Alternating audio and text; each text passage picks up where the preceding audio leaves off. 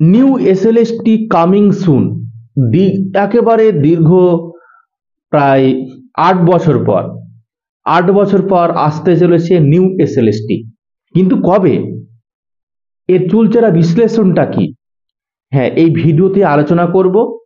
মাথা ঠান্ডা রেখে ধৈর্য সহকারে পুরো কথাটা শুনবে।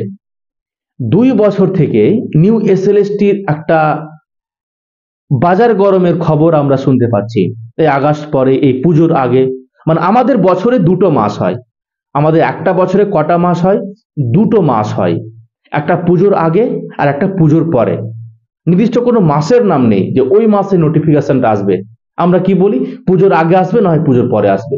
বাস এইভাবেই বছরের পর বছর কিন্তু কেটে যাচ্ছে। বাস্তব ভিত্তিটা কি?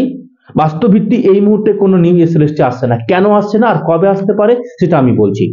যারা নতুন অবশ্যই চ্যানেলটা সাবস্ক্রাইব করে পাশে থাকা বেল আইকনটা অন করে দেবে, কারণ এখানে মন গড়া কোনো কিছু বলা হয় না। এই মুহূর্তে এসএলএসটি স্ট্যাটাসটা কি?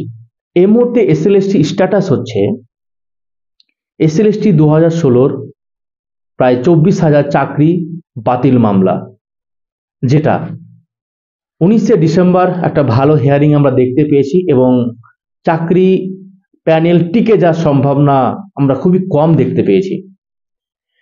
ফাইনাল জাজমেন্ট 7ই জানুয়ারি আসার সম্ভাবনা রয়েছে। আগামী 7ই জানুয়ারি 2025 এর শুনানি রয়েছে সুপ্রিম কোর্টে প্রধান বিচারপতির বেঞ্চে। সেদিন আমরা দেখতে পাবো।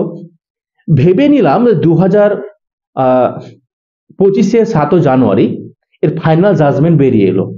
জাজমেন্টে কি হতে পারে? হয় পুরো প্যানেল বাতিল, নয় যারা অযোগ্য তাদেরকে বাতিল করে দেওয়া হলো। কিছু একটা জাজমেন্ট বেরিয়ে গেল। তারপর এই পুরো প্রক্রিয়াটা চলতে কতদিন লাগবে? যদি খুব দ্রুত হয় তাহলে 90 দিনের সময় লাগবে, মিনিমাম 3 মাস। 3 মাস সময় লাগবে এই এসএলএসটি ঝামেলা পুরো কমপ্লিট করতে, জাজমেন্ট বেরোনোর পর। তার মানে জানুয়ারি মাসে 7 তারিখে যদি জাজমেন্ট বেরিয়ে যায়, তাহলে আমরা ফেব্রুয়ারি, মার্চ, এপ্রিল, মার্চ মাসের 15 তারিখ বা ধরে নিলাম এপ্রিলের মধ্যে, ঠিক আছে, এই পুরো ওল্ড এসএলএসটি যে রয়েছে এসএলএসটি 2016 তার পুরো ঝামেলাটা কমপ্লিট হয়ে গেল। তারপর মাঠে নেমে পড়বে নতুন ভ্যাকান্সি কালেক্ট করার জন্য, নিউ এসএলএসটির জন্য। ভ্যাকান্সি কালেক্ট যদি খুব দ্রুত হয় তাহলে কতদিন সময় লাগবে? ধরে নিলাম 1 মাস সময় লাগলো। ওরা চাইলে 1 ঘন্টায় করে দিতে পারে, কিন্তু যেভাবে কাজ হয় সে ভিত্তিতে বলছি 1 মাস সময় লাগলো। নিয়ে মে মাসটা কেটে গেল।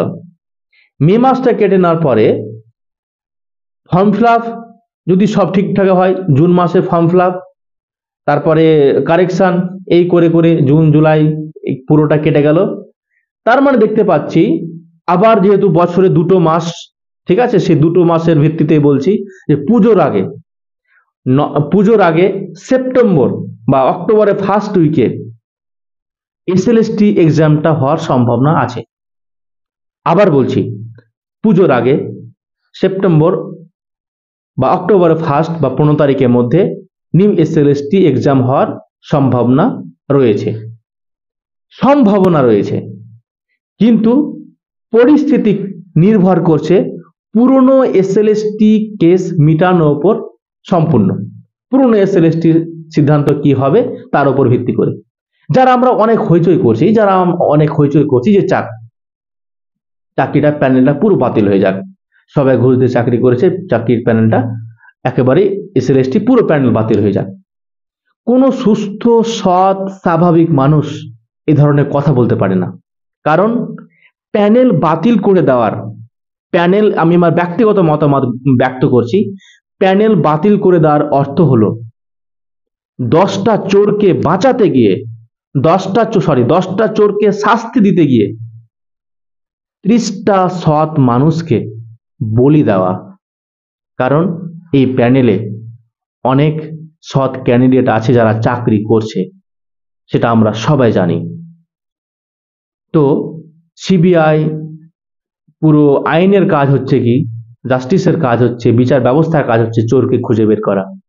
চোরের ওপরে রাগ করে পুরো পরিবারটা ধ্বংস করা কাজ নয়। নইলে যে সৎ, সে কি সৎ হয়ে অপরাধী হয়ে গেল যে তার চাকরি থাকবে না? যাই হোক, সব থেকে মহামান্য বিচারপতি ভালো বুঝে এই ব্যাপারে যা আসবে আসবে। শুধু একটা কথা বলবো যে কেউ এরকম নিজের স্বার্থে যে এরকম কথা বলবে না, কারণ প্যানেল বাতিল যদি করে দেয় নিউ এসএলএসটির ওপরে আরো আরো খারাপ খবর আছে। কারণ প্যানেল বাতিল করা দেওয়ার অর্থ তার মানে তুমি কি বলতে চাইছো? আমরা সবাই নতুন এসএলএসটির জন্য বসতে পাবো? মোটে নয়। কারণ যারা পুরনো ক্যান্ডিডেট তাদের ক্ষেত্রেই নতুন এসএলএসটি হবে, তাদের ক্ষেত্রে, আর ওদের নিয়োগ করতে করতে আরো 1 বছর। তার মানে আমাদের আবার এই বিধানসভা পেরিয়ে আবার 29 সালের আর 2028 সাল পর্যন্ত আমাদের অপেক্ষা করতে হবে নিউ এসএলএসটির জন্য। তাই যদি নিউ এসএলএসটি চাই, নিউ এসএলএসটির জন্য এটাই ভালো খবর হবে যে অযোগ্যরা বাদ চলে যাক আর যোগ্যরা থেকে যাক। তাহলে আমরা এপ্রিল মাস পর্যন্ত আমরা এই পুরো ওই মানে এসএলএসটি, ওল্ড এসএলএসটি যে যতগুলো আইনি জটিলতা সেটা কাটিয়ে উঠানোর সম্ভাবনা দেখতে পাবো। ওকে, অনেক কিছু বলে ফেললাম, মন গড়া কোনো কথা বলিনি। যদি ভালো লেগে থাকে চ্যানেলটা সাবস্ক্রাইব করবে, নিজের মতামত ব্যক্ত করতে পারো। Thanks for watching this video. Keep watching, keep learning, take care and bye. জয় হিন্দ।